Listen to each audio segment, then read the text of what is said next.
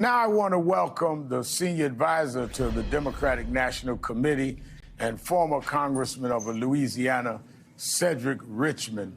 Let me go to you, Cedric. Thank you for being on. I want to get your thoughts on the day as we commemorate the 59th anniversary of Bloody Sunday. Here's some of what Vice President Harris had to say just about an hour ago.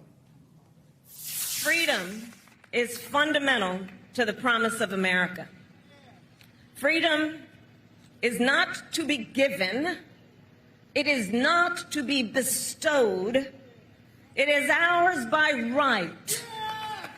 And the power behind the promise of freedom has always been in the faith of her people and our willingness to fight for freedom, be it on the fields of Gettysburg, in the schools of Little Rock, on the streets of Ferguson, and on this bridge right here in Selma. What are your reflections on this somber day in our nation's history?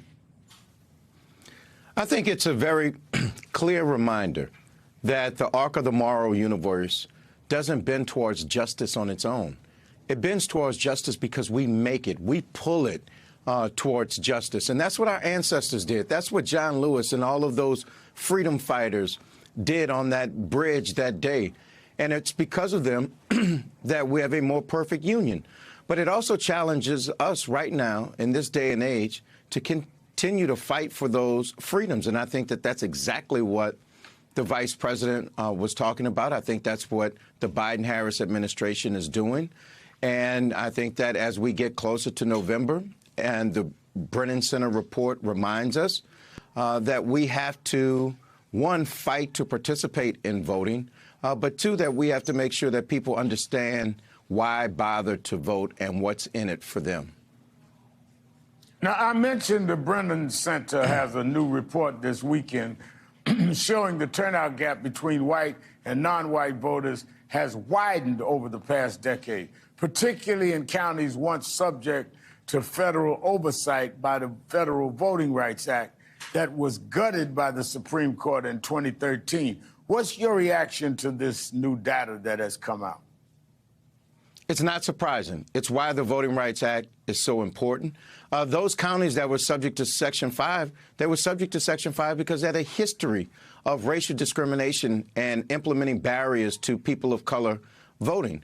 And when the Supreme Court in the Shelby decision stripped those protections from people in the South and people in those Section 5 states, those states systemically and strategically started implementing barriers to voting all over again.